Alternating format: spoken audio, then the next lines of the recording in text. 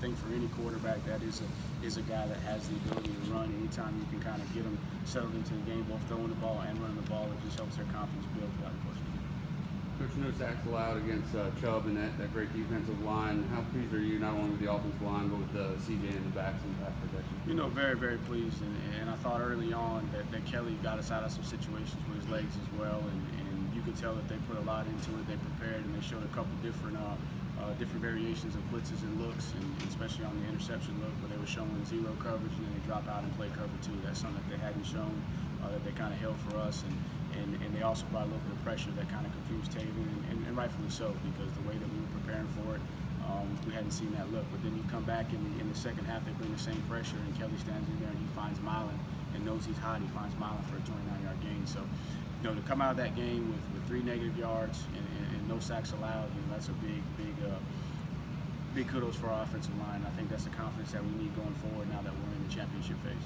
At the end of the game, I know Feaster wasn't in there. Was it because he got his bell rung a little bit?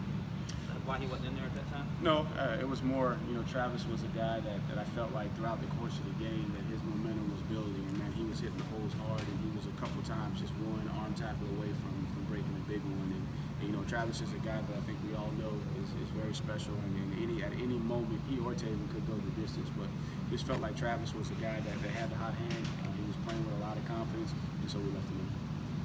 Tony, you know, before the season started, most people figured that this game here was going to determine the ACC. It still does for the ACC Atlantic. It still does for you guys, not for Florida State. You said that Florida State, when you look at their defense, you know, is it surprising that they're not in that position when you see what you see on film from them? You know, defensively, when you look at them, they're as talented as anybody that we're going to play all season, and especially in that defensive line with the rush-ins that they got, and Sweat and Burns, and then I've seen at least 6 interior D tackles. Derwin James is back, and obviously I know, you know, anytime that you have a situation like what they're having on offense, you know, it's going to take its toll. But I expect that these guys are going to come in and play their tails off against us, because it's Clemson, Florida State. But more importantly, I think they're playing for pride too. They're trying to extend their opportunity to go to a bowl, which has been a streak that they've had for a very, very long time. So they got a lot of things to play for. But I recruited some of those guys, being that I recruited down in Florida, and they're prideful young men. They're competitors, and we got some Florida guys on this team that are going to be juiced up for this game. So I think you can throw the records out when it comes to Clemson and Florida State. We're going to get their best effort, so we got to be prepared to focus on us and bring our A game. You know, when you were here as a player, obviously early on, Florida State kind of had Clemson's number.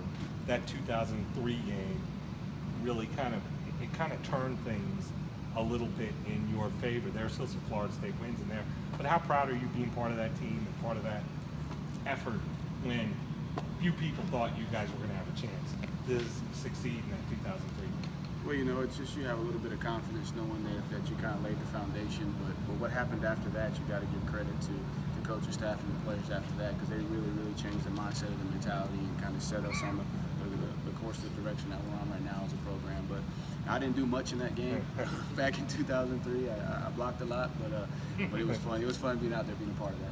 Did you? I mean, how did you guys? I mean, just thinking back on it now, how did you guys have a chance? I mean, did you guys believe that you had a chance when the rest of the world didn't think that you had a chance? Well, I remember personally after the Wake Forest game the week before that I didn't say much and never tried to be a vocal leader, but I called the team up in the locker room and kind of said what was on my heart, and I think it resonated with some of the guys, and then we came back and just decided that at the end of the day, all that matters is what's in the locker room and what's in our football building, and that's what we're playing for. And everyone's going to count us out, and these are going to be the lasting memories that we have for the rest of our lives as part of this team. So man, let's just go out and let's just play for each other.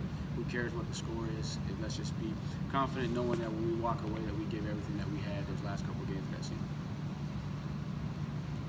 You mentioned records are kind of out the window, but what stands out about them and what they're going to bring this weekend, maybe that the record doesn't indicate? Okay, well, you just start in their secondary. They got McFadden, number 4, who's a 6'2" creature that plays corner, that picked us off last year. That's one of the best in the country. Derwin James is back. He missed the game, you know, last year. He's got a lot to prove. Those are potential NFL guys. I'm talking very high draft picks. Then you go to the defensive line, and you got Sweat and Burns. two of the most athletic and freaky guys I've seen coming off the edge. And inside, they got Christmas, and they got Nadi, and they got Marvin, the freshman. He's playing a lot, so they got an unbelievable amount of talent. And then you go to their linebackers. Their linebackers are 6'4", 230 pounds, very, very athletic. So they know that some of those guys are playing for their future, and their opportunity to showcase against some of the best talent in the country is going to be on display. And then again, it just goes back to pride. At the end of the day, we believe on our side of the division that it comes down to Clemson and Florida State, and so they're going to be playing with some pride, with an opportunity to get closer to a bowl, and obviously we know what's on the line. Tony, what about the mechanics of play calling? How much of a change has that been this year? I mean, right now you guys are what you are. You know what works, and you're in a stride.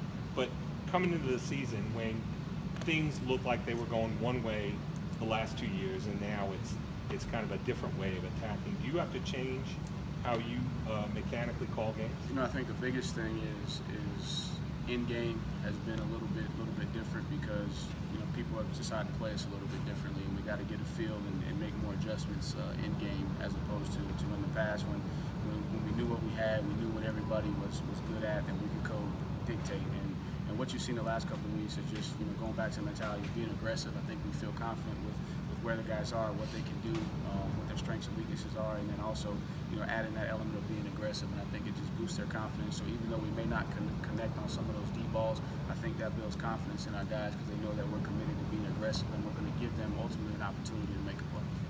Tony, even though those deep balls haven't connected, have you still had to honor that and opening some other things up? Correct, and so what you're seeing now is you're seeing some more of the short, quick outs coming back into play because the guys know that, hey, we're going to throw the ball behind them, and obviously I think when they get out there, it's one thing to see it on film, but then when you get out there and you got to run stride for stride with Dion, you know how fast he is, and so there's some times where now they're up in your face, and before the snap they're bailing out. We can take the easy throws that they're going to give us. So definitely got to continue to put the ball in the air and give our guys a chance, and over time, the more opportunities we're having, the more success we're going to have as well.